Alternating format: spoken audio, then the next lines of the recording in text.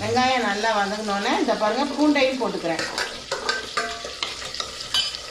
பூண்டும் நல்லா வதங்கட்டும்.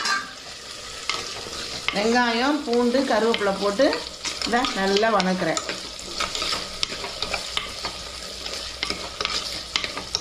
நல்லா எண்ணெயிலேயே நல்லா வேகணும்.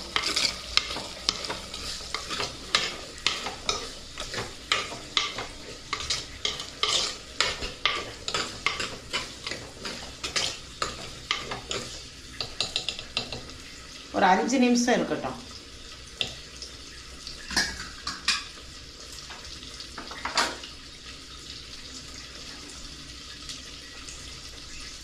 வீட்டுக்கு செய்கிறத உங்களுக்கு நான் காமிக்கிறேன்.